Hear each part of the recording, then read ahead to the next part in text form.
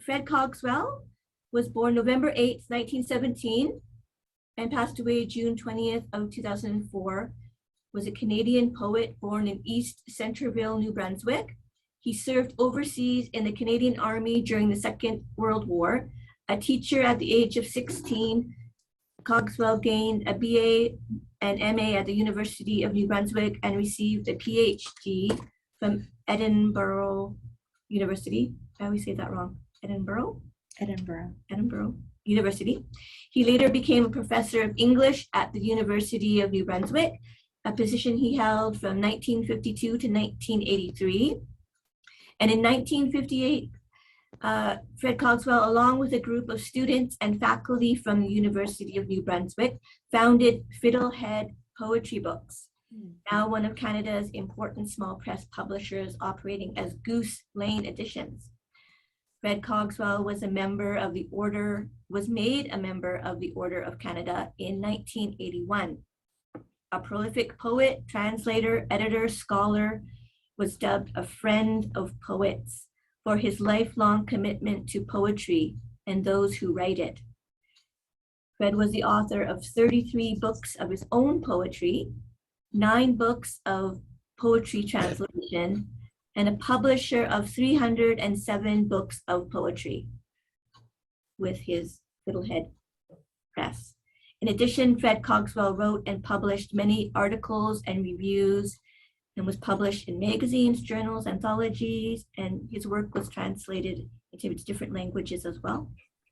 Dr. Cogswell was a life member of the League of Canadian Poets, the Association of Canadian Publishers, and the Writers' Federation of New Brunswick. The Fred Cogswell Award for Excellence in Poetry was founded in 2014 and is an annual event open to Canadian poets. Now I have jotted down this, I think it was a little note that I made from a previous event. Fred died at Royal Clement Hospital here in New Westminster. The day before his death, he offered to give up his bed in palliative care to a person who couldn't afford one, concerned that others might have a greater need. He died with his poems around him, and I think that just tells you what a kind, wonderful gentleman Fred was. Kathleen Forsythe is joining us here today, the daughter of Fred Cogswell. She's a published writer and poet, a talented and creative educator. She's published 6 books of poetry in her own right. She was awarded the Prime Minister's Award for Teaching Excellence in 2006. She's an abstract expressionist and a mixed media artist. Kathleen endeavors to live a life of creativity, following in her father's footsteps. It's our pleasure to welcome Kathleen here today. Welcome, Kathleen.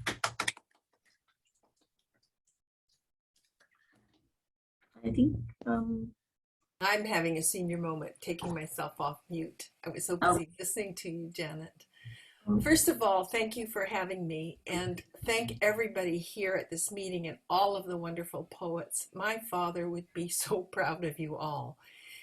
He lived his life committed to people who wrote poetry and to their poems, and little could he imagine that there would be an award in his name and that there would be so many people entering into that award with such extraordinary work.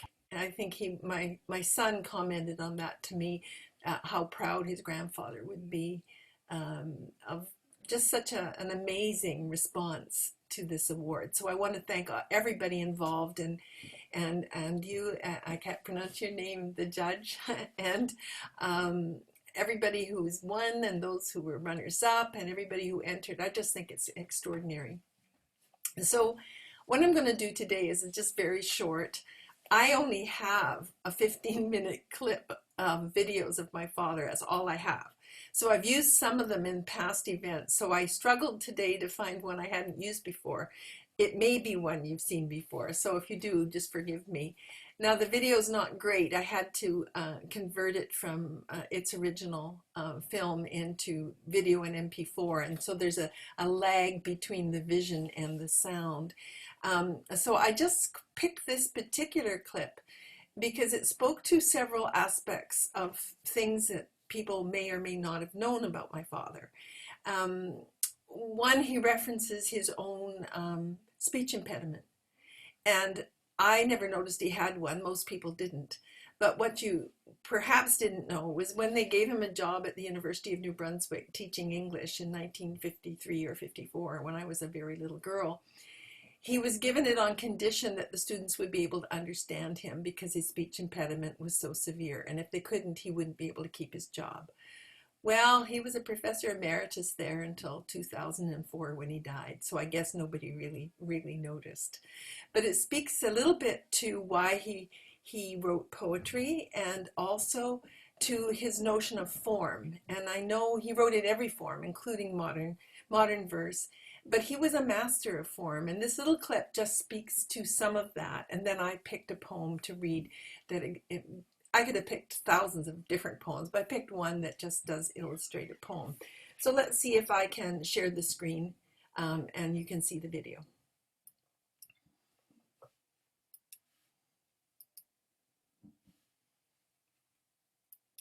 Always a bit of a freak in certain ways. I was close to 6 feet tall when I was about 15 or 16. I weighed about 120 pounds. I had sticky out teeth. I lisped. I was tongue-tied. I had somewhat of a speech impediment. I couldn't close my mouth properly, you see, and my lower teeth bit into the top of my mouth. It wasn't a very good situation that way. And I heard a bunch of girls making fun of me, all that sort of thing. So I didn't want to sort of bother people to whom I was a joke. So I went in for writing poems and catching butterflies and moths and reading books and playing baseball, basketball, football, whatever was going. I kept myself pretty busy for 5 or 6 years. I find the best stimulant for writing is walking. An idea will hit me, and then I will walk around, and I will walk around, and I will refuse to write it down, and I will refuse to write it down, and walk around. After a while, when I do write it down, the longer I can sort of hold back, the more it has been written by something inside me that does this thing automatically and saves my brain the trouble of thinking.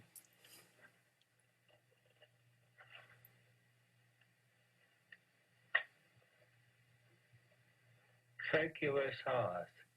When the circular saw chewed up my fingernail, I said to myself, this is a bad dream and I shall wake up. But I didn't. And in a few minutes the pain began. After that I had a scar to remind me not to go near circular saws. But I soon found they had ways of disguising themselves so that watch as I might, they were always hurting me. Now, inside and out, I am covered with scars. But that is not the worst I've learned. The worst thing is that under the masks I wear, and without intending to be, I am a circular saw.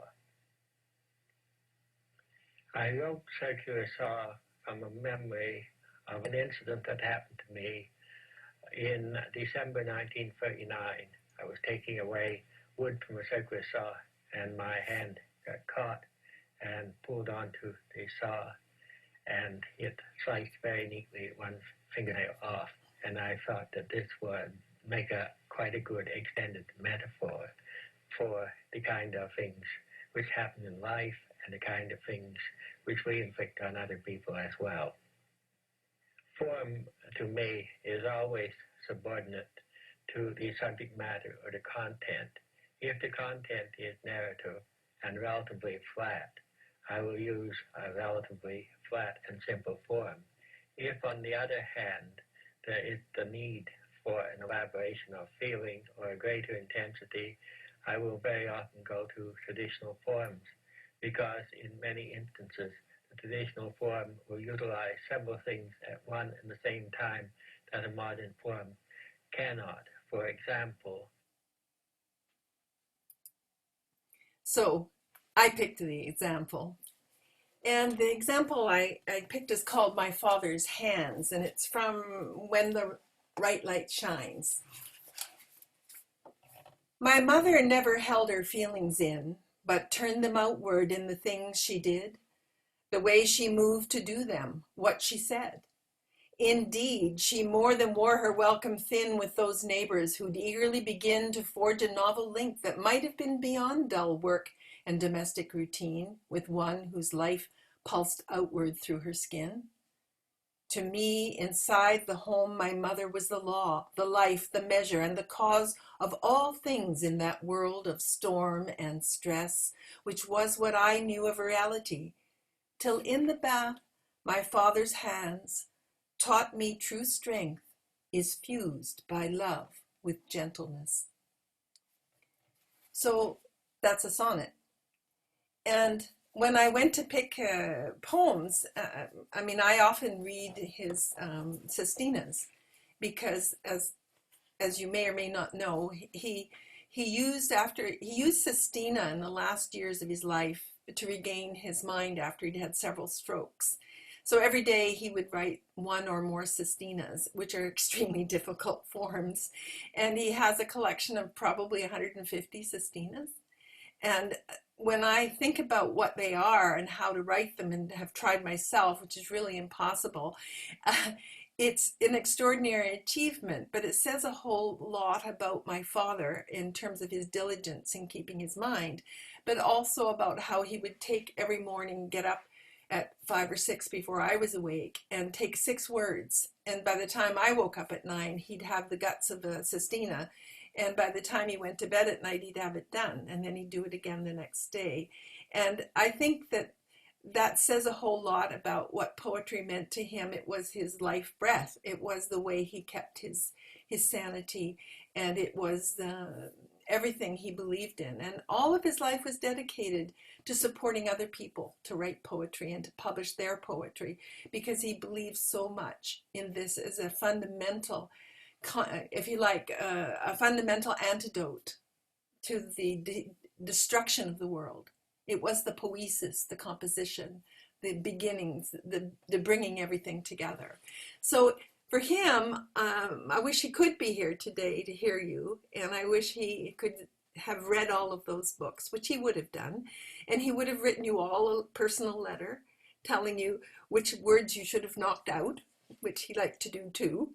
And I'm just so delighted and happy to see this event continue and to be so well subscribed.